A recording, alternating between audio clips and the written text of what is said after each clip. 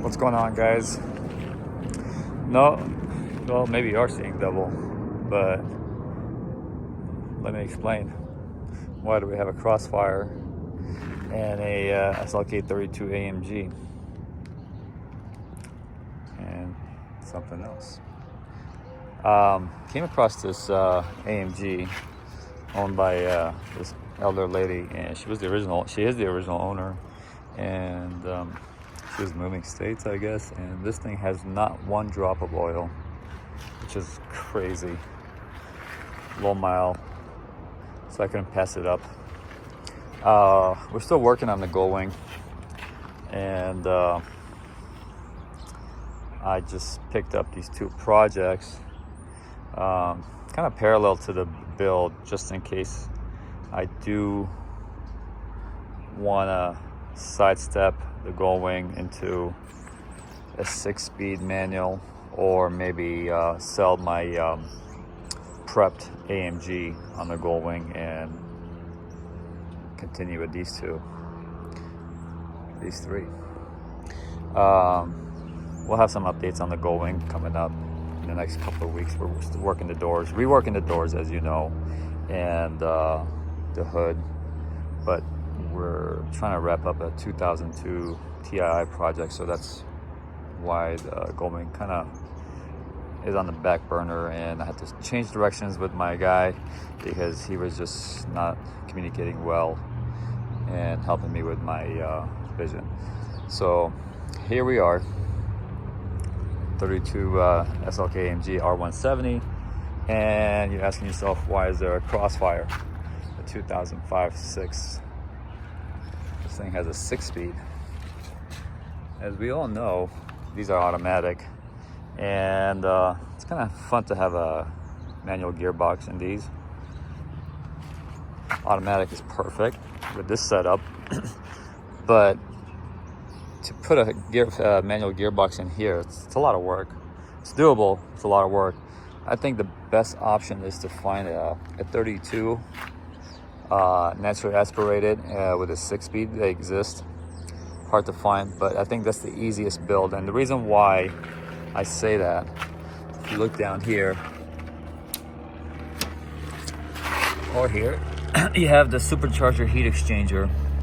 Kind of gets in the way of the grill. As you see here, nobody's home. You have all that empty space. So this plays well with the Gullwing kit. So if you're thinking staying naturally aspirated, I highly recommend, if you like an automatic, a 32. If you want a 6-speed, find one.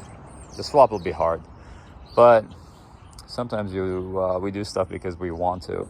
And I wanted a 6-speed with an AMG when you pop the hood. Well, what do? But I also want it naturally aspirated. Here we go. Here comes the M113 naturally aspirated V8. This is also found in the SLK 55s. I mean, you just can't beat this engine cover when you open the hood. I don't know what's sexier than that. This is actually gonna fit in Crossfire.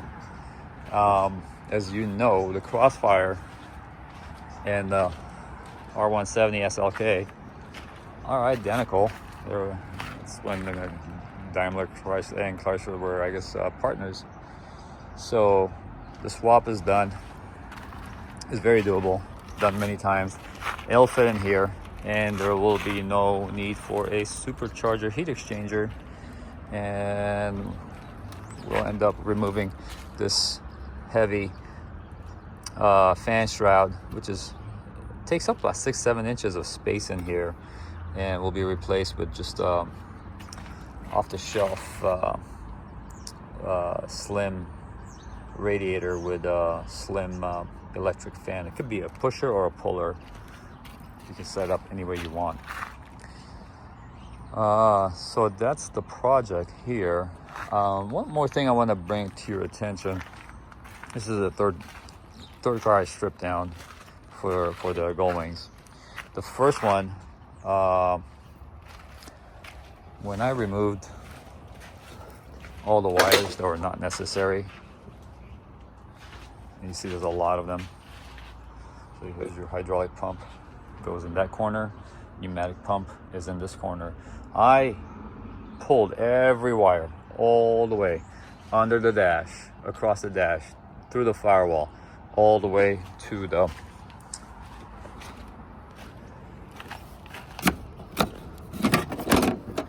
ECU bay and to the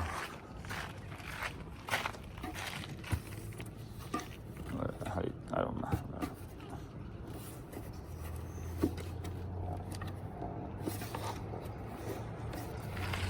How do you remove this sucker? There we go.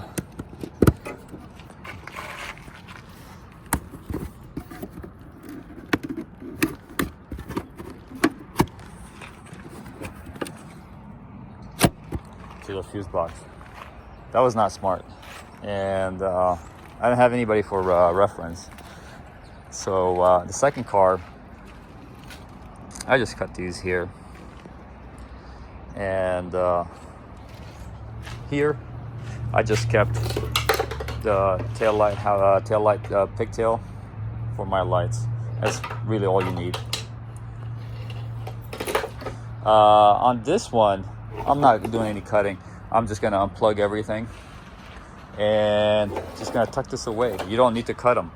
There's zero reason. Once you remove all the hydraulic lines and pneumatic lines, and just tuck them away. Don't do that mistake I made. You're curious why there's a pneumatic pump, a vacuum pump on the SLKs and Crossfires, where these pneumatic lines hook up to your door locks. And that's how these cars actuate all the solenoids. So these will be cut, obviously, once you unplug the vacuum pump. And those parts are not worth much, so don't try to save them. But at least in the US, nobody wants them. It's a bunch of... I felt bad on the first one. I hoarded the parts and then ended up giving them away. So either give them away, just cut and go. Just don't waste your time with these. What else can I tell you? So yeah, here's the benefit of using not a supercharged. You got so much room here. There's no hoses coming down to the heat exchanger. So, and honestly, that 3.2 from the naturally aspirated R170 is plenty power for these cars. They're for show more than anything. So, but using that for show. Where are you with your project? What are you using for a donor car? Your thoughts on this? And where are you guys building to? What state, country? Drop a line. And I hope I get back on my Gullwing build soon and continue prepping these two cars. Oh yeah, this starts actually. Hang on, let's see if we can get this started.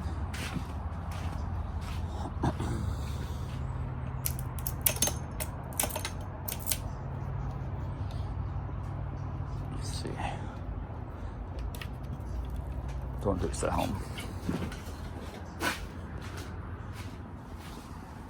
No help today.